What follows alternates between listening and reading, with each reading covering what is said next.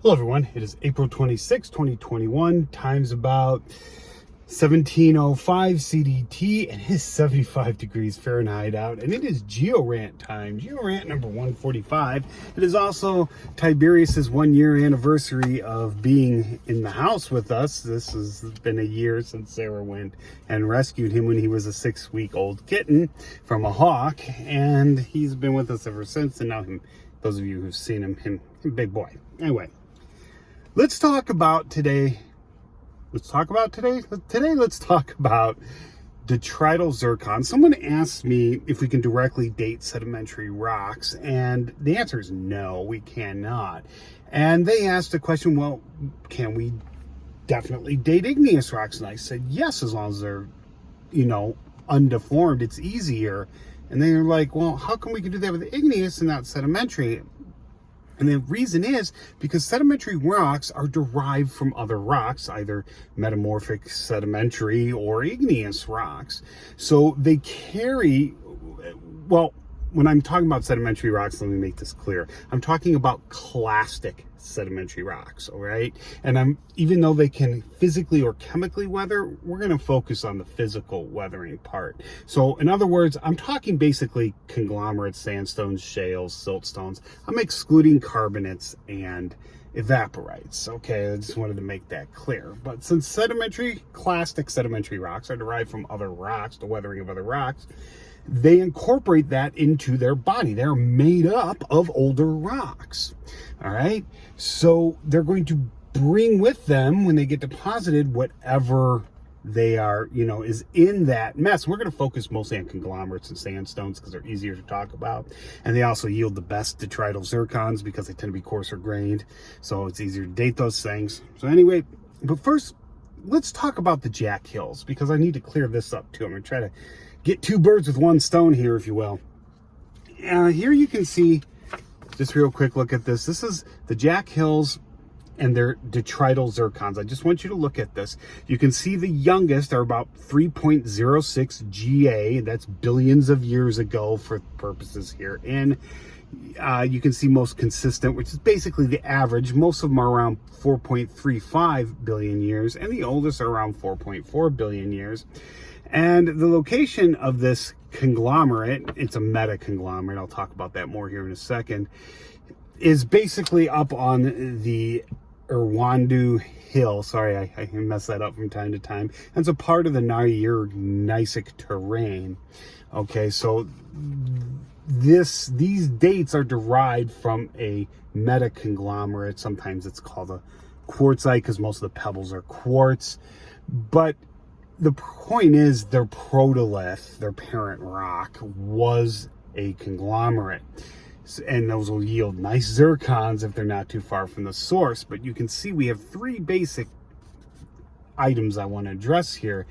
And this is common in sedimentary rocks. Now, you can get tons of different dates, but keep your eye on this. This is what's important for the purposes of getting a more lockdown. You cannot get an actual age of a sedimentary rock this way, but you can bracket it better. You can get a maximum age. All right, we'll get into that in a minute, but basically this is my drawing of Australia. I apologize if I butchered the shape, but basically here's Sydney and Perth, and that's about where the Jack Hills are for reference, just so you know. We're talking about Australia, probably should have made that. And just so you guys know, this is going to be a long one. Now, the Jack Hill zircons, I'm going to show this to you before, so I'm going to read it. They were taken from the classic metamorphose conglomerate. This means the protolith is sedimentary, not igneous. That means the parent rock of this metaconglomerate or conglomerate is a conglomerate. The Jack Hill zircons cannot give an age of deposition of that conglomerate or metaconglomerate. Just the age of the detrital zircons when they crystallized in the rock from the melt. Since clastic sedimentary rocks are derived from somewhere else, any zircons they contain came from older rocks. You cannot incorporate zircons that do not exist. All right, that's the point of that.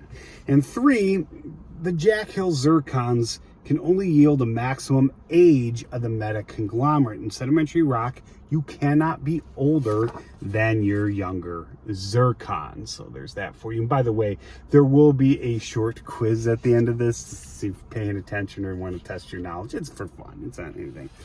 So how do we illustrate this? Well, I created a couple of cards here for you. These are in cross section. They're not to scale or anything. They don't need to be. But basically, I mean, here's your first one, and this is your source rock right here, and this will be your crystalline rock, like your granite or something, and these orange things represent zircon crystals. Now, you probably have other sediment here too. The granite would have intruded. It would have been a pluton, but we're going to assume that that's all gone now, and it's all been eroded. It's somewhere else, so we're just left with this, all right? It'll make this simpler. I'm trying to show you this in the simplest way I can. So we're starting out from here. That's essentially our number one. Wait, I think I messed up here. Maybe I didn't. No, I think I'm right. All right. So here's our second one. All right. The source rock begins to physically weather, so I had to cross it out there. Both physical, and I already talked about physical and chemical weathering, but basically here, just read it if you want.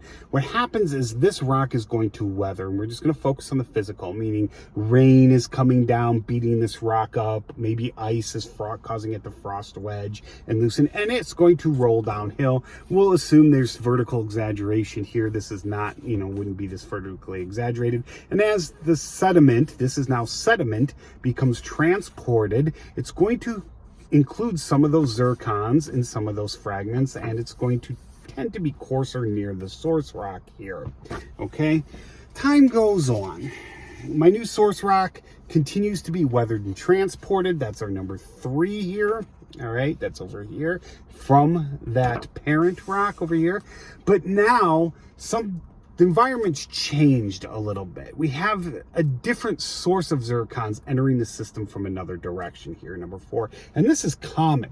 It's the reason why the Jack Hills conglomerate has those 3 sets. There's more than that, but those 3 basic sets of detrital ages that I showed you. It's because the source area is different. And that's something you can obtain from detrital zircons that you don't really obtain from igneous derived zircons, because if you have a pluton, that igneous rock comes up as a melt, solidifies, and you get those zircons, you have the actual age of that rock, and you know where its source is. Well, you don't know this way how deep it was necessarily, but on a map surface, you know where it is because it obviously solidified there. But with detrital zircons, even though we can't get an actual lockdown age of a sedimentary rock, we can get source area. Like the original thing I showed you here, these dates indicate to us, other than our youngest one being as old as this conglomerate can possibly be, these, because you can't be older than your youngest zircon. There's these other ages in here telling us that there were rocks this old somewhere else that were eroded, and their zircons incorporated into the sediment. And you know what? We can't find these. They're gone. They're totally eroded, okay? So get back to our slides. 5th and last one here. Okay, so now our shedding of our source rock is done. It's gone, all right? It's for intensive purposes. It's been eroded. It's out of our grasp. It could be down here. We can't reach it. We have no way of knowing that. And you can see that the orange zircons, which are derived from the source area, our primary source are number 1, and our yellow, I forgot to mention this, our yellow zircons are also incorporated into it from that other area. And, we don't really have an age here of these two. The yellow could be from an older than the orange rock, or the orange could be from a younger. But this is just to illustrate the point to you of how these zircons get incorporated into sediment. And since the previous slide I showed you, just in case you forgot, because I got sidetracked, our environment has changed once again from a clastic deposition to a C transgression, and now this unit 5, this carbonate, has been deposited on top of it. Notice there's no zircons in it. You can pull zircons from a conglomerate. It's generally not done. I mean, you can pull zircons from a carbonate, sorry, but it's generally not done because they generally lack that clastic influx, but sometimes they have them. So I just leave them out for sake of brevity, although I'm going to show you an example here in a second. So how does this work? All right, and I don't have a cross section of the Jack Hills to show you. There's nothing to bound it on top or below, because I think this, if memory serves, I could be wrong on this, there's no units above this that are really well preserved that we have a date for. So, but in some cases we can, so we can bracket it. All this tells us is that the Jack Hills is at least that old. It's younger than that. It has to be younger than that. And people have argued about exactly how old this is. Some people think it's close to 3 billion. Some people think it's as young as 2 billion. Talks for other times. But anyway, if we say we do have units on top of it like this, like how old is the red sandstone and the green limestone? Say we have this stratigraphic column and outcrop here. So you walk up to an outcrop, this is what you see, and you pull a bunch of zircons from it. Here you have, we'll assume all the igneous rocks are undeformed. So here you have a lava flow, which would be a surface flow, and here you have plutonic rocks cut by a diabase, and you pull a bunch of dates. And since these are undeformed and this is undeformed, you can get actual ages for this. So you can bracket this whole thing just based on that. You can tell that these sediments here, this green, this red, and this blue, even if you just had dates from this and this, it's younger than 1.88 billion years, but older than 1.25 billion years. Even if we didn't have any of these detritus in there, we could make that statement based off the available data. And we also have unconformities here and there, which means they're probably more constrained than that, but there's no internal unconformities. So we pull a bunch of detrital zircons. Say we had a sandy carbonate down here, sandy limestone. And we got 2.45 billion years, indicating that this underlying granite is probably our source for those. All right, and then we get into the sandstone and we get 2.45, once again indicating a source from here, 1.88 indicating a source from these diabase dike swarms, and an unknown one in the area of 1.33 billion years. Let's say that there was a pluton miles and miles, or kilometers and kilometers away, that's outside of our study area. We'd have to go look and see if we can track that down, if it's still around to date. So basically what that tells us, and the shale being fine grained didn't yield any usable zircons. So this tells us that our sandstone, how old is our red sandstone? We have our unconformity, we have our lava, and we have our sand. Is younger, the shale's null, but our youngest zircon in our sandstone is 1.33 billion years old. So our sandstone is between 1.25 and 1.33 billion years old, which is an accuracy of about, I'm keeping it consistent with billions of years here, about 0.08 billion years. We would actually report these in millions of years, which is about 80 million years time frame for that sandstone to be deposited. Does that mean it was deposited within all that 80 million years? No, it probably wasn't. It's probably narrower than that, and that's actually pretty good for Precambrian dating and getting a sedimentary unit. But what about that green limestone? Well, that's a little different. Here we have an unconformity. Our diabase dikes are 1.88 billion years, and based on the laws of cross-cutting relationships, our limestone has to be younger than that.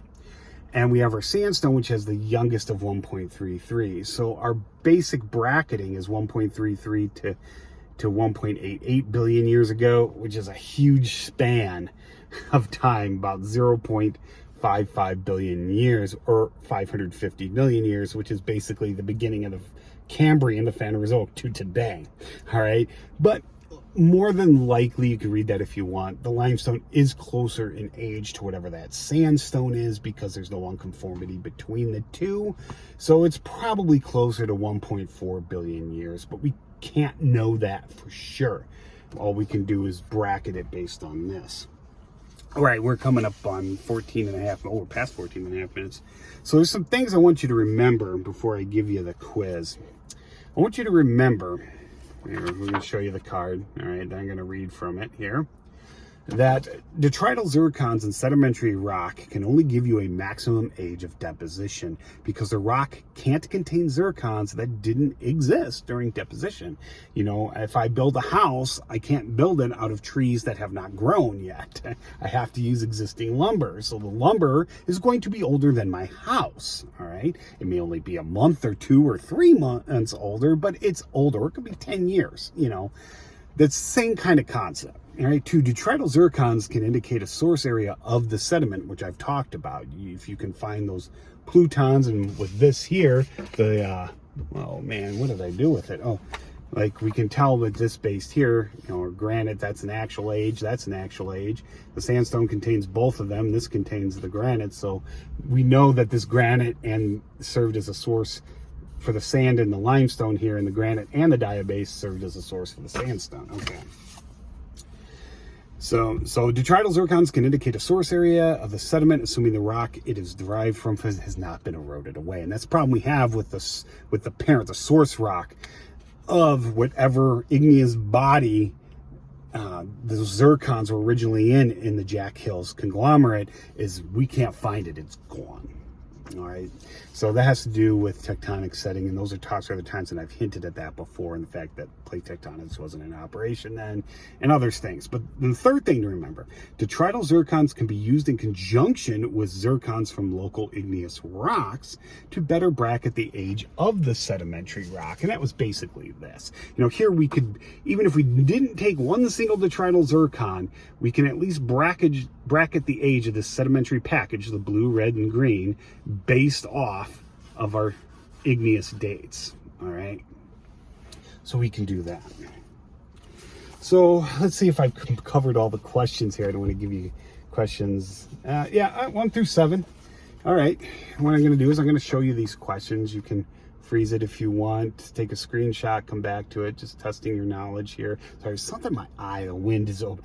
It's warm. It was really cold yesterday, not cold, but unseasonably cool yesterday, which I actually like. I think the high was 45, and now the high is 75, go figure. But anyway, you know, look at these. All right, there's a few more. This is page 1, there's not too many more.